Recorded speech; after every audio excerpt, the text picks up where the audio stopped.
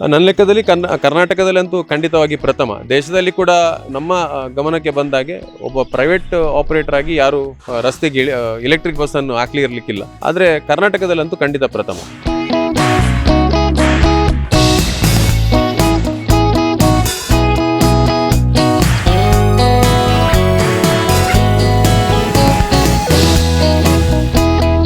ಕರಾವಳಿಯ ಪ್ರಮುಖ ನಗರ ಮಂಗಳೂರಿನ ಸಾರ್ವಜನಿಕ ಸಾರಿಗೆ ವ್ಯವಸ್ಥೆಯಲ್ಲಿ ಹೊಸ ಇತಿಹಾಸವೊಂದು ಸೃಷ್ಟಿಯಾಗುತ್ತಿದೆ.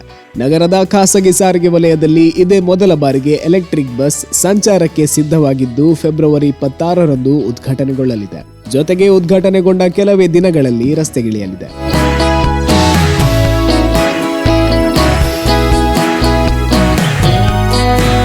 ಗಣೇಶ್ ಪ್ರಸಾದ್ ಟ್ರಾವೆಲ್ಸ್ ಸಂಸ್ಥೆಯು ಈ ಪರಿಸರ ಸ್ನೇಹಿ ಹೆಜ್ಜೆಯನ್ನು ಇಟ್ಟಿದ್ದು ನಗರದ ಪ್ರಮುಖ ಮಾರ್ಗವಾದ ರೂಟ್ ನಂಬರ್ 27 ಅಂದರೆ ಮಂಗಳದೇವಿ, ಸ್ಟೇಟ್ ಬ್ಯಾಂಕ್, ಮಂಗಳದೇವಿ ನಡುವೆ ಈ ಬಸ್ ಕಾರ್ಯಾಚರಣೆ ನಡೆಸಲಿದೆ.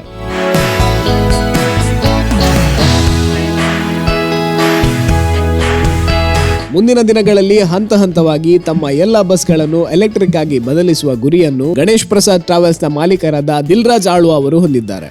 ಇದಕ್ಕಾಗಿ ಸಮಾನ ವಯಸ್ಕರೊಂದಿಗೆ ಸೇರಿ ಚಾರ್ಜ್ ಮೊಬಿಲಿಟಿ ಪ್ರೈವೇಟ್ ಲಿಮಿಟೆಡ್ ಎಂಬ ಕಂಪನಿಯನ್ನು ಆರಂಭಿಸಿದ್ದು ಭವಿಷ್ಯದಲ್ಲಿ ನಗರದ ಸಾರಿಗೆ ವ್ಯವಸ್ಥೆಯನ್ನು ಸಂಪೂರ್ಣ ಹಸಿರುಮಯವಾಗಿಸುವ ಮಹತ್ವಾಕಾಂಕ್ಷೆಯನ್ನು ಹೊಂದಿದ್ದಾರೆ. ದಕ್ಷಿಣ ಕನ್ನಡ ಮತ್ತು ಉಡುಪಿ ಜಿಲ್ಲೆಯಲ್ಲಿ ವಿಶೇಷವಾಗಿ ಸಾರಿಗೆ ವ್ಯವಸ್ಥೆಯನ್ನು ಭಾರಿ ಅಚ್ಚುಕಟ್ಟಾಗಿ ನಾವು ಕಳೆದ 100 ವರ್ಷಗಳಿಂದ ನಾವು ನಡೆಸ್ಕೊಂಡು ಬರ್ತಾ ಇದ್ದೇವೆ. ಇವತ್ತು ಸರ್ಕಾರದ ಯಾವುದೇ ಸಬ್ಸಿಡಿಗಳನ್ನು ಪಡೆಯದೆ ನನ್ನ ಲೆಕ್ಕದಲ್ಲಿ ದೇಶದಲ್ಲಿ ಯಾವುದಾದ್ರೂ ಒಂದು ವ್ಯವಸ್ಥೆ ಇದ್ದರೆ ಅದು ನಮ್ಮ ಮಂಗಳೂರು ಮತ್ತು ಉಡುಪಿಯ ಸಾರಿಗೆ ವ್ಯವಸ್ಥೆ ಅಂತ ಹೇಳಲಿಕ್ಕೆ ನಾನು ಬಯಸ್ತೇನೆ. ವಿಶೇಷವಾಗಿ ಬೇರೆ ಬೇರೆ ದೃಷ್ಟಿಯಲ್ಲಿ ಕೂಡ ನಾವು ಪ್ರಥಮವಾಗಿ ನಮ್ಮ ನಗರಕ್ಕೆ ಸಾರಿಗೆ ವ್ಯವಸ್ಥೆಯಲ್ಲಿ ಬೇರೆ ರೀತಿಯಲ್ಲಿ ಕೊಡುಗೆಯನ್ನು ಕೊಟ್ಟಿರುವಂಥದ್ದು. ನಾವು ಅದು ಡಿಜಿಟಲ್ ಇಂಡಿಯಾದ ಒಂದು ಪರಿಕಲ್ಪನೆಯಲ್ಲಿ ನಮ್ಮ ನಗರದ ಪ್ಯಾಸೆಂಜರ್ಗಳಿಗೆ ನಾವು UPI ಮೂಲಕ ಅಥವಾ ಕಾರ್ಡ್ನ ಮೂಲಕ ನಾವು ಟಿಕೆಟನ್ನು ಕೊಟ್ಟಿರುವಂಥದ್ದು ಕೂಡ ನಾವು ದೇಶದಲ್ಲಿ ಪ್ರಥಮ ಅಂತ ಹೇಳಲಿಕ್ಕೆ ನಾನು ಬಯಸ್ತೇನೆ. ಅದಾದಮೇಲೆ ಬೇರೆ ಬೇರೆ ನಗರದಲ್ಲಿ ಬೇರೆ ಬೇರೆ ಸರ್ಕಾರ ಸ್ವಾಮ್ಯದ ಬಸ್ಗಳಲ್ಲಿ ನಾವು ನೋಡಲಿಕ್ಕೆ ಸಿಗ್ತದೆ. ಆದರೆ ನಾವೇ ನಗರದಲ್ಲಿ ಈ ಮಂಗಳೂರು ಯಾವತ್ತೂ ಪ್ರಥಮವಾಗಿರ್ತದೆ. ಅದೇ ದೃಷ್ಟಿಯಲ್ಲಿ ಇಟ್ಕೊಂಡು ನಾವು ಈ ಎಲೆಕ್ಟ್ರಿಕ್ ಬಸ್ಸನ್ನು ಕೂಡ ಇವತ್ತು ನಾವು ಇಂಟ್ರೊಡ್ಯೂಸ್ ಮಾಡಿದ್ದೇವೆ.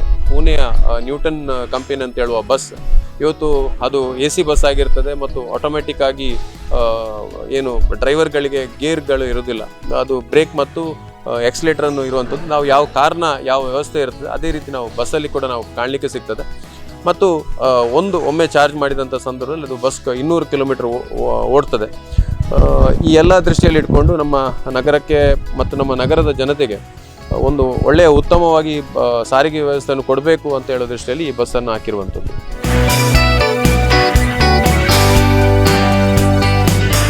ಇಪ್ಪತ್ತಾರಕ್ಕೆ ನಾವು ಆ್ಯಸ್ ಅ ಕಂಪನಿ ಲಾಂಚ್ ಅಂತೇಳಿ ನಾವು ಮಾಡ್ತೇವೆ. ಯಾಕಂತ ಹೇಳಿದರೆ ಈ ಕಂಪನಿದು ಇಡೀ ದೇಶದಲ್ಲಿ ಕೂಡ ಇದೊಂದು ಪ್ರಥಮ ಬಸ್ ನಗರಕ್ಕೆ ಇಳುವಂಥದ್ದು, ರಸ್ತೆಗೆ ಇಳಿಯುವಂಥದ್ದು.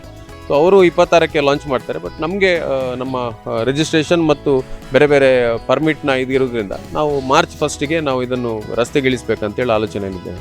ನನ್ನ ಲೆಕ್ಕದಲ್ಲಿ ಕರ್ನಾಟಕದಲ್ಲಿ ಅಂತೂ ಖಂಡಿತವಾಗಿ ಪ್ರಥಮ. ದೇಶದಲ್ಲಿ ಕೂಡ ನಮ್ಮ ಗಮನಕ್ಕೆ ಬಂದಾಗೆ ಒಬ್ಬ ಪ್ರೈವೇಟ್ ಆಪರೇಟರ್ ಆಗಿ ಯಾರು ರಸ್ತೆಗೆ ಎಲೆಕ್ಟ್ರಿಕ್ ಬಸ್ಸನ್ನು ಹಾಕ್ಲಿ ಇರಲಿಕ್ಕಿಲ್ಲ.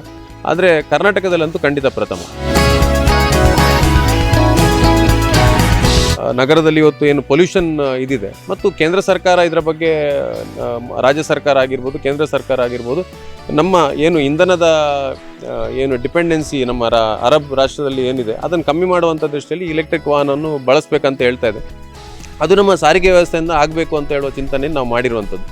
ಇನ್ನೊಂದು ನಗರಕ್ಕೆ ಒಂದು ಹೊಸ ಕಲ್ಪನೆಯನ್ನು ಕೊಡಬೇಕು. ನಮ್ಮ ಸ್ಮಾರ್ಟ್ ಸಿಟಿ ಮಂಗಳೂರು ಮತ್ತು ಬೇರೆ ಬೇರೆ ಕಂಪನಿಗಳು ಇವತ್ತು ಬರುವಂಥ ಸಂದರ್ಭದಲ್ಲಿ ನಾವು ನಮ್ಮ ಕಡೆಯಿಂದ ಏನಾದರೂ ನಗರಕ್ಕೆ ಕೊಡಬೇಕು ಅಂತ ದೃಷ್ಟಿಯಲ್ಲಿ ನಾವು ಈ ಬಸ್ಸನ್ನು ಹಾಕಿರುವಂಥದ್ದು.